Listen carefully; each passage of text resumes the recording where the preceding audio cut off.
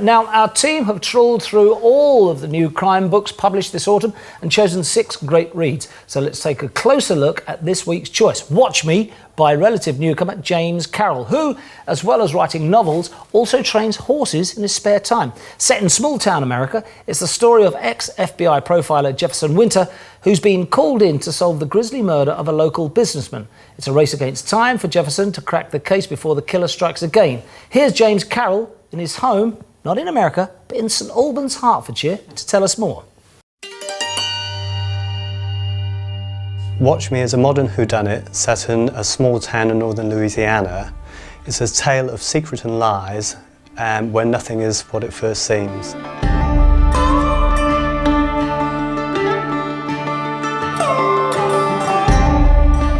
In this book, ex-FBI profiler Jefferson Winter arrives in Eagle Creek, where he's investigating the murder of local lawyer Sam Galloway, who's been burnt alive. Jefferson Winter is a former FBI profiler. He's got a genius-level IQ, and he really is the best in the business. He's hooked up with the local police force. They're not used to dealing with crimes of this magnitude. Normally they'll deal with much smaller crimes. In this case, they've brought Winter in for his expertise. He's one of the best profilers in the business. He's now travelling the world working freelance, and this is where his latest case has taken him.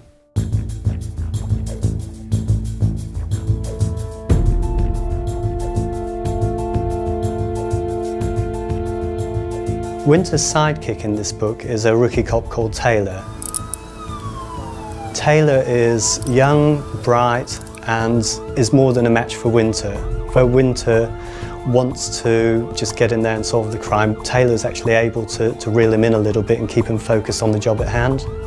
The other main character is a female character called Hannah, who owns the guest house that Winter stays at.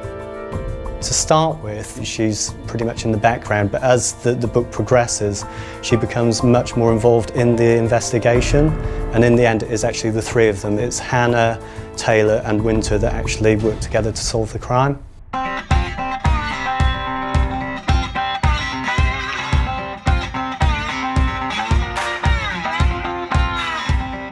In this book, the main location is the town of Eagle Creek, which doesn't actually exist.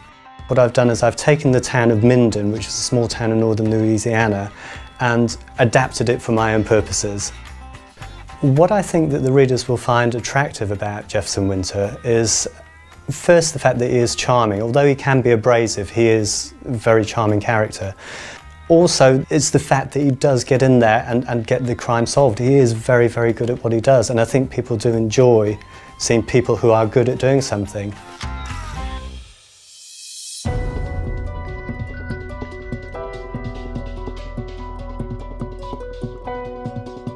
I wrote the Jefferson Winter books as standalone novels so that they would be accessible to readers. The first Jefferson Winter book is Broken Dolls, but you don't actually need to have read that to enjoy and to work out what's happening in Watch Me. I didn't know who the killer was going to be when I first started writing the book, but I did know who he was going to be very early on. What that enabled me to do was to actually add clues for Winter to follow to help him find who the killer was, and also for the reader to follow as well.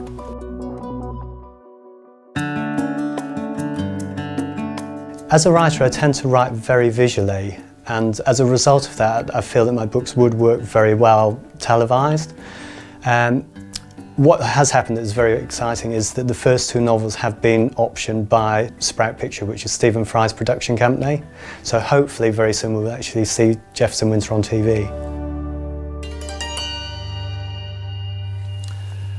Well, there we have it. Really newcomer there, James Carroll, writes from St Albans in Hertfordshire, knows everything about this small town that he's developed for this particular book. Is he off to a good start? He is. I mean, I'm a great believer in judging a book by the first sentence. That may sound philistinical, but I can tell probably 99% of the time if I'm going to enjoy a book from the first sentence. You're kidding. Seriously. All right, let's have a look. And I think the first sentence of this book is terrific. Fire away, what is it? Sam Galloway died slow and he died hard. His death was completely at odds with the way he lived his life, and completely at odds with the sort of death he should have had. I'm intrigued immediately. Would that sort of float your boat, Peter? That sort of... Yeah, I think it probably would, actually. I mean, I read the first couple of pages and I thought it was very, very interesting. And it is odd that someone does that, writes about, a US, in this case, a US, small town America, living in St Albans. The book itself, the story itself, is quite 24-esque in its story. It's a race against time. How does that work for you? Does it move quickly? Yeah, well, I mean, I'm a great believer in Aristotle's maxim that fiction should have a unity of time, place and action. Right. And this has the classic ticking clock, and it actually has a clock that pops up on the computer screens. They've burnt to death this lawyer in the start of the book, and in 24 hours' time somebody else, and there's a little hangman motive that appears. So it's a very clever way of actually keeping the tension up. As an author for you though, Peter, gripping? Yes, I was gripped. I wanted to know what happened. I was reading it as one of a whole bunch of books that I had to get through. And if I'm not enjoying a book, I read fast. The more I'm enjoying a book, the slower I read, because then I don't want to miss things. Right. And I slowed down. I was enjoying... I thought it was very clever, it was very engaging. I had a real sense of place, so it's fascinating to hear that he made this place up. Mad. It felt very real, and the characters actually felt real. It's got... So big future for the writer, big future for the character? Yeah, I think Jefferson Winter's got a future, because I don't know where he's going to take him next. OK, well then, that's what Peter thinks and that's what we think, but let's hear now from our expert panel. They're practically writing royalty, best-selling authors Mark Billingham, Val McDermid and Kate Mosse. Watch Me was just one of those discoveries. I absolutely loved it. I didn't know the author. I fell in love with the lead character, Jefferson Winter. In Eagle Creek, Louisiana, a lawyer is burned to death. It looks like a vicious serial killer is at work. Enter Jefferson Winter, a man who hunts serial killers for a living.